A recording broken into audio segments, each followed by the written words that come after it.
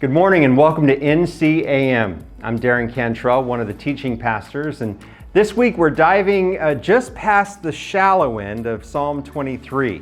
We aren't quite doing a cannonball into the deep end, but I wanted to look at just a little bit of Psalm 23 and some key verses in this very well-known passage.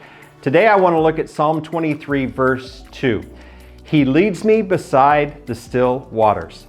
If our current health crisis or pandemic or whatever label you've chosen for it, if it's taught us anything, it's taught us that worry is very real. Thanks to CNN, Fox News, ABC, CBS, NBC, we're getting a constant update on how many people have died because of COVID, how many people have been infected. If you're watching this outside of Visalia, you should know that we have had a much higher death toll than communities twice or three times our size in California. Much of that is because the virus spread like wildfire through a small nursing home and rehab care facility in town. As of today, more than 20 residents there have died. Many more have contracted it, as well as many staff members. I think about all of the family members who weren't able to see their loved ones before they passed.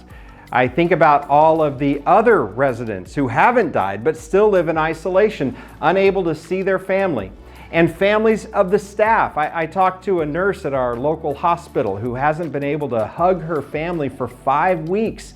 I can't even imagine going that long without connecting with those who I love. At the same time, there are people who are wondering what all the fuss is about. Why can't things just go back to normal? Why are we holding up society because of a virus? I have a job to do. I need my salary. I have kids to feed. Hey, the last thing I'm going to do is take sides with this political hot potato. But my point is the same either way you look at it. COVID-19 has created a monumental mountain of worry in our homes. Whether you're worried about catching it, dying from it, losing your job because of it, we are living in a hornet's nest of worry, and that's what David is talking about in verse 2. We've talked about David's life, his political triumphs, his moral blunders, his victories, and his failures. He understood what it meant to be at the top one day and at the bottom of the barrel 24 hours later. At his worst, David held a PhD in worry. But when he had the opportunity to reconnect with God, he learned that God was the only thing, the only person that he could really count on. Just like those sheep that were completely dependent on the shepherd, David was completely dependent on God. I think the most important words in this verse are the first two. He leads. God doesn't sneak up behind us and yell for us to go. He doesn't push us into the pool when we aren't expecting it. He doesn't slam his foot on the gas pedal when we are much more comfortable at cruising speed. He doesn't grab the controls in the cockpit and send us into a deep dive from 30,000 feet. God leads. He's ahead of us, clearing the way, watching for obstacles in front of us, pointing out things to avoid, and holding our hand when we're worried. One of my favorite teachers in college used a great illustration to describe God's leading.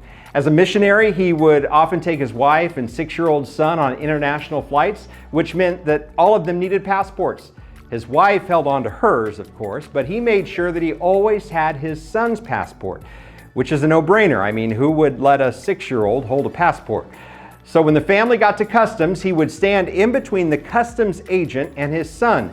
When it was their turn in line, he would hand the passport to his son, and the son would hand the passport to the customs agent. When David talks about God's role in leading us, he's saying that God places himself between you and whatever it is you need. And at the right time, he hands you the ticket, the passport, whatever. It's the same thing Jesus told his disciples in Mark chapter 13, verse 11. When you are arrested and judged, don't worry ahead of time about what you will say. Say whatever is given to you to say at that time, because it won't really be you speaking, it will be the Holy Spirit. Jesus told us to leave the worrying to him. Now, I know a lot of people who suffer from anxiety, and the last thing you want to say to someone who lives in that struggle is, "Why are you always so worried? Just stop worrying." It doesn't work that way. Most of us are pre-wired to worry. So if you struggle with worry and it's impossible for you to meditate on a cascading landscape with still waters, This would be David's message for you. Are you ready? Meet today's problems with today's strength.